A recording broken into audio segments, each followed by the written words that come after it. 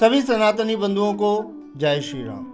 दोस्तों, 12 नवंबर को देव उठनी 11 है ऐसा दिन जब भगवान विष्णु क्षीर सागर में अपने 4 महीने की निद्रा से जागते हैं और 4 महीने से रुके सभी मांगलिक कार्य एक बार फिर से शुरू होते हैं। वैसे तो देव उठनी 11 के पीछे कुछ और भी कथाएं हैं। शास्त्रों में ऐसा भी वर्णित है कि इन 4 महीनों के लिए भगवान विष्णु दैत्य राज बलि के यहाँ पर द्वारपाल भी रहते हैं, पर श्याम भक्तों के लिए ये दिन किसी और भी कारण से बहुत महत्वपूर्ण हो जाता है। दरअसल इस दिन उनके लख दातार हारे के सहारे श्याम प्यारे का जन्मदिन होता है।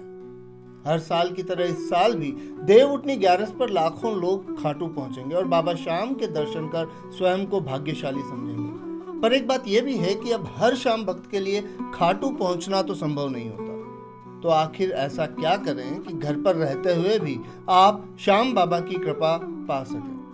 तो मित्रों, सबसे पहली बात तो यह है कि अगर आप किसी कारण से खाटू नहीं जा पा रहे हैं तो मन को बिल्कुल भी छोटा मत कीजिए और इस बात को याद रखिए कि अगर आपके मन में बाबा के प्रति सच्ची लगन है तो बाबा की कृपा आप पर अवश्य ही बरसेगी। बाबा श्याम की दृष्टि में उनके सारे भक्त एक समान हैं और वैसे भी वो सर्वज्ञ हैं, तो ऐसे में आपके भाव ही हैं जो उनके लिए सबसे ज्यादा महत्व रखते हैं।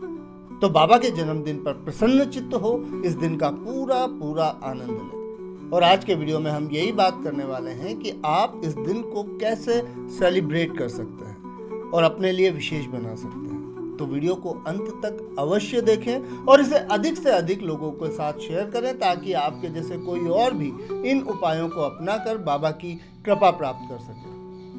तो सबसे पहले तो देव उठनी 11 पर सुबह जल्दी उठें। याद रखिए कि आज के दिन स्वयं भगवान विष्णु अपनी नींद से जागते हैं, इसलिए कम से कम आज के दिन आलस्य को खुद से दूर रखें।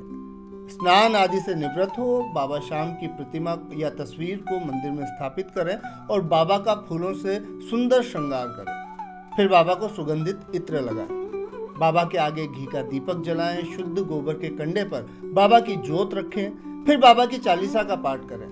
साथ ही कम से कम 108 बार बाबा के मंत्र ओम श्री श्याम देवाय नमः का जाप अवश्य करें। इसके बाद श्याम बाबा को पेड़े, लड्डू या देसी घी से बने गुड़ के चूरमे का भोग लगाएं। साथ ही बाबा को पान भी अति प्रिय है, तो उनके भोग में आप पान भी अवश्य रखें। आज के दिन प्रेमवश कई भक्त बाबा को केक का भोग भी लगाते हैं और आजकल जन्मदिन मनाने का ये बहुत ही कॉमन सा तरीका बन गया है और बाबा के प्रेम में इसे पूरी तरह गलत भी नहीं कहा जा सकता। पर इस बात का हमें विशेष ध्यान रखना चाहिए कि बाबा के लिए जो केक हम ला रहे हैं वो बेकरी में मिलने वाला साधारण केक ना हो। अगर आप बाबा के लिए केक लाना ही चाहते हैं तो आप इस केक के स्थान पर दूध से बना मिल्क केक का भोग बाबा को लगा सकते हैं।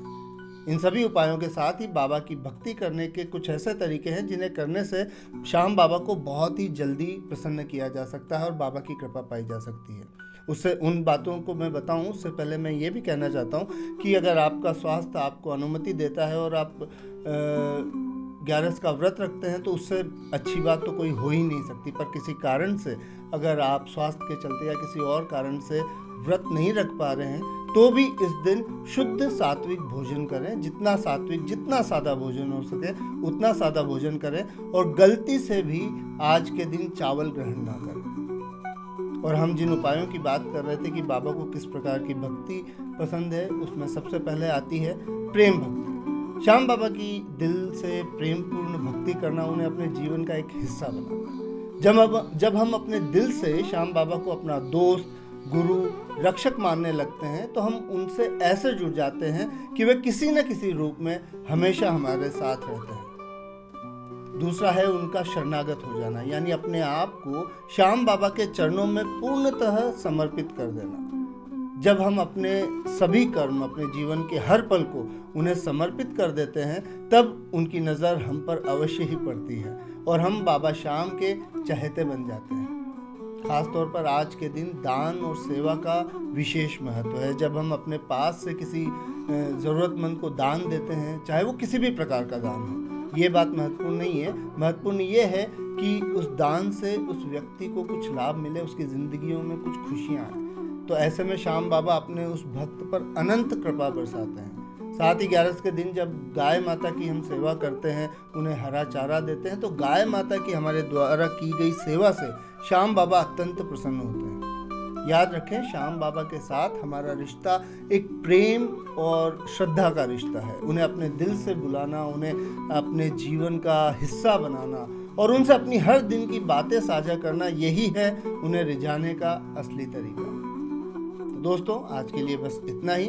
अगर आपको हमारी ये वीडियो पसंद आई हो तो वीडियो को लाइक करें और ज़्यादा से ज़्यादा शेयर करें, ताकि आपके परिवार और दोस्त भी इन तरीकों को अपनाकर बाबा की भक्ति करके इस देव उठनी 11 पर उनकी कृपा पा सकें। साथ ही हमारे चैनल को सब्सक्राइब करना ना भूलें और सब्सक्राइब करने के साथ बेल आइकन ज़रूर दबा दें, जिससे आपको सारे नोटिफिकेशन मिलते रहें।